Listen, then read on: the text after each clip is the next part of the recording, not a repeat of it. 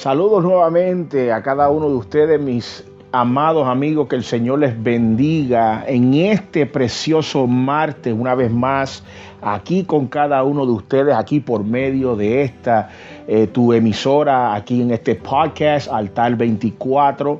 Les saluda el pastor José Rodríguez y es un privilegio inmenso estar una vez más con cada uno de ustedes en el día de hoy.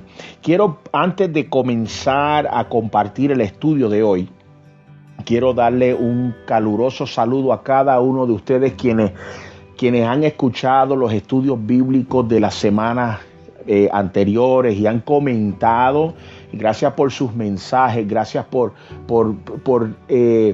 expresar lo que Dios había hablado al corazón de cada uno de ustedes en cuestión de lo que la palabra hablaba a sus corazones y la convicción que trajo el Espíritu Santo a sus vidas. Quiero decirle de que he tomado en serio todo lo que ustedes han aportado y todo lo que han compartido. Doy gracias a los hermanos que han compartido por medio del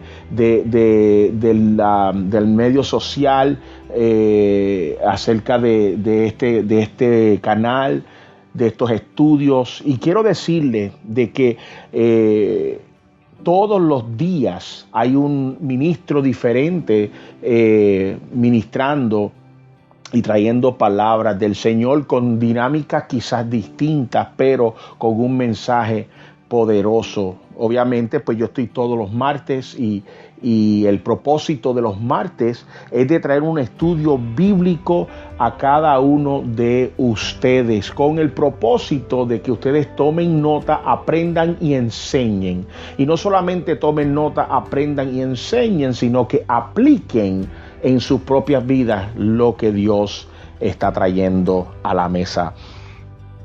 Estos temas son de mucha importancia porque ayuda al crecimiento suyo como persona y también al conocimiento del crecimiento de su iglesia, de cómo usted puede aportar por medio del ministerio, de lo que Dios está llamando en su vida, a cómo aportar en sus iglesias. Así que, amados, les bendigo en el nombre de Jesús. ¿Y qué tal si comenzamos con una oración? Padre, te doy gracias y bendigo tu nombre. Y estoy agradecido, Señor, de que tú, Señor, hayas tomado control como siempre y que en este día, Señor, tú hables a nuestros corazones nuevamente, Jesús. Gracias, Padre, por oportunidades. Gracias, mi Dios, por perdón. Gracias por limpiar nuestras vidas y que nuestras vidas siempre sean dadas a tu servicio. Ayúdanos, Señor, a conocerte más. Señor, ayúdanos a descifrar, Señor, nuestro llamado y podamos nosotros, Señor, ser canal de bendición a aquellas vidas, Señor, que te necesitan. Así que te damos gracias en el nombre de Jesús. Amén. Bueno, amados, quiero compartir en este día acerca fíjense, del tema del compañerismo. Y saben una cosa, cuando nosotros hablamos de compañerismo, quiero contarles que cuando yo al principio de mi ministerio como pastor de jóvenes, me acuerdo que en Puerto Rico todos los domingos teníamos servicio de adoración. Y me acuerdo que después del servicio de oración inmediatamente nosotros, todo el grupo de jóvenes y todo, íbamos a mi casa. Llevábamos pizza, llevábamos soda, llevábamos de todo y nos poníamos a ver los partidos de baloncesto, ¿verdad? Y teníamos ese compañerismo y éramos muy unidos. Y así también pues invitábamos a otra gente de amistades nuestras que no eran parte de la congregación y entonces tenían compañerismo con nosotros y por ende pues entonces pasaban a llegar a la iglesia, llegaba a la congregación. Me acuerdo acá también un tiempo cuando estábamos en Forest Park, acá en el estado de Georgia, está un poco al sur de acá de Atlanta. Y me acuerdo que también por las noches, cuando teníamos culto en las noches, nosotros nos íbamos un grupo y nos íbamos a comer donuts, rosquillas. ahí al Krispy Kreme, que es bien famoso aquí, y teníamos ese tiempo de compañerismo.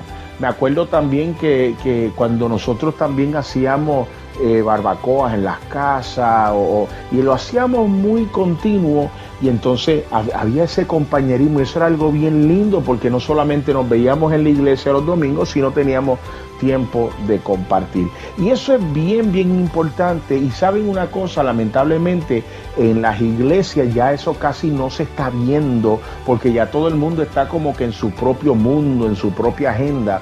Pero cuando las iglesias son sólidos en compañerismo, la iglesia va creciendo porque se torna una familia, y eso es lindo. Pero cuando no hay compañerismo, entonces la iglesia se enfría, y entonces no hay como que ese ánimo, no hay ese entusiasmo de estar con los hermanos. La palabra del Señor dice: mirad cuán bueno y cuán delicioso es habitar los hermanos juntos en armonía, porque allí envía Jehová bendición y vida eterna. Y quiero compartirles 3 puntos basado a la pregunta: ¿cómo puedo ayudar a mi iglesia a disfrutar de un compañerismo más fuerte?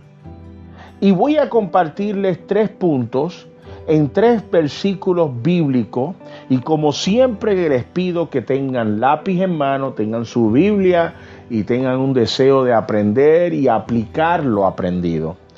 Así que vamos a comenzar leyendo en esta hora en el libro de los Hechos, capítulo número 2, versículo del 42 al versículo 47, donde dice lo siguiente.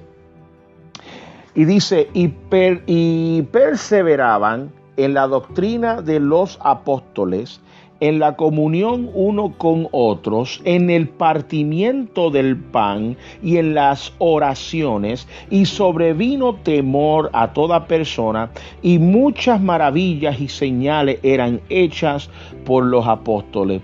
Todos los que habían creído estaban juntos y tenían en común todas las cosas, y vendían sus propiedades y sus bienes y los repartían a todos según la necesidad de cada uno.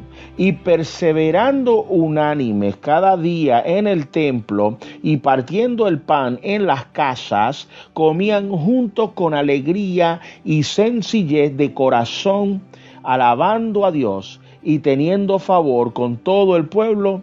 Y el Señor añadía cada día a la iglesia los que habían de ser salvos. El primer punto que les quiero compartir, nosotros le llamamos defendiendo el modelo. Defendiendo el modelo. Y cuando digo defender el modelo, basado a la cita que acabamos de leer, me acuerda a nosotros en la gran cosecha. Miren, nosotros como pueblo, nosotros intentamos varias cosas para poder traer más compañerismo, más unión, más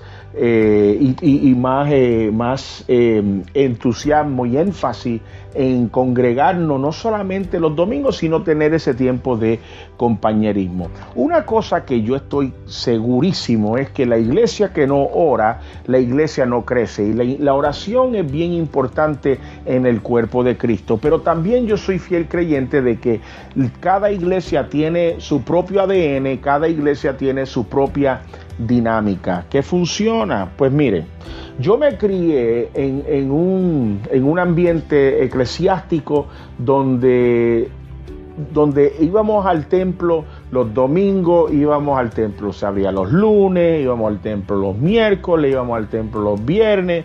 O sea, todo era en la iglesia. En la iglesia se centraba mucho acerca de todo esto, acerca de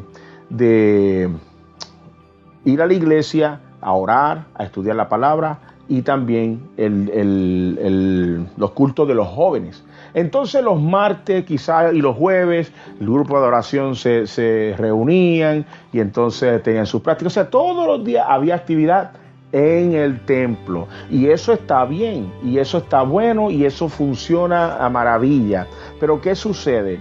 También cuando se habla acerca de, usted se da cuenta de que los domingos es cuando se concentra más la gente en llegar a la iglesia. Luego durante la semana te vas dando cuenta que hay veces que vas a estar tú, pastor, vas a estar tú solo.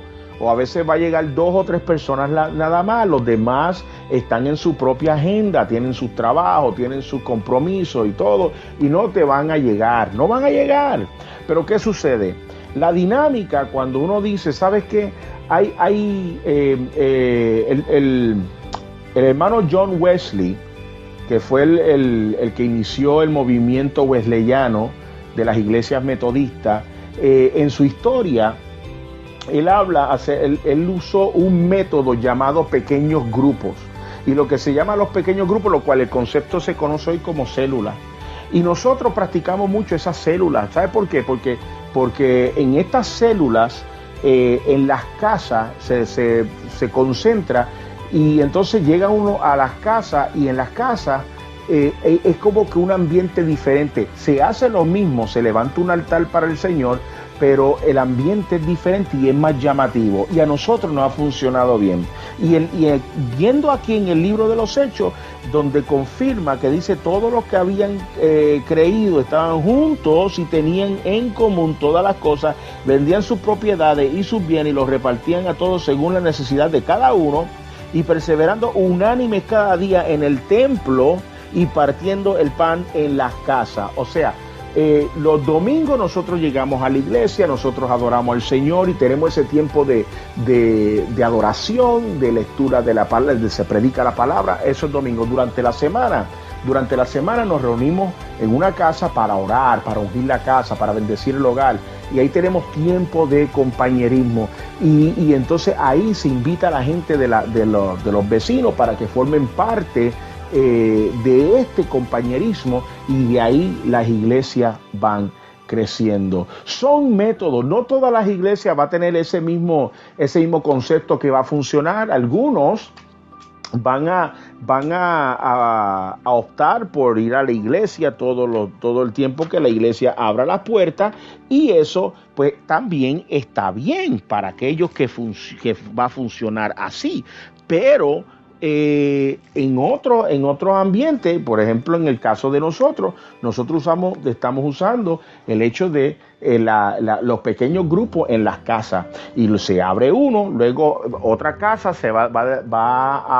los dueños van a decir, ¿sabes qué? Yo voy a comenzar una célula de estudio bíblico, y ahí se van a hacer otras dinámicas. Hay diferentes células que se reúnen en diferentes días, porque son los días más convenientes para algunas personas, de acuerdo a su tiempo de trabajo, de acuerdo a su horario, pues pertenecen a ese grupo y son una familia. Entonces de ahí los domingos, todas estas células que se comienzan en todas las casas, entonces se hace un núcleo, y ahí entonces tienen tremenda congregación donde juntos van a adorar a Dios y a alabarle y exaltarle, y ahí van a tener tiempo de compañerismo. Pero el propósito de la célula no es de hacer grupo que va un grupo contra el otro, sino que cada grupo es responsable por ser edificado, por ser ministrado también. O sea, en medio del compañerismo, que haya como una esencia de ministración, una esencia de oración, una esencia de lectura de la palabra, algo de un tiempo de devocional, cualquiera que sea la dinámica, pero que sea cristocéntrico. Así que el primero es que vamos a defender el modelo que tu iglesia vaya a optar, que funcione. Ustedes vayan bajo esa misma página. ¿Por qué? Porque en el libro de los Hechos, todos los hermanos, todos ellos estaban unísonos en un mismo sentir, en una misma visión. Todos compartían las mismas ideas de vender los bienes, de suplir necesidades. No había ese tirijala de que estoy de acuerdo yo no estoy de acuerdo. No, todo el mundo estaba en un mismo sentir, y Dios bendijo ese momento. Así que seguimos moviendo el tema. Punto número 2 se encuentra en el libro de los Efesios, capítulo 4, versículos del 1 al 3, donde dice: yo pues, preso en el Señor, os ruego que andéis como es digno de la vocación con que fuisteis llamados, con toda humildad y mansedumbre, soportando con paciencia los unos a los otros en amor, y solícitos en guardar la unidad del Espíritu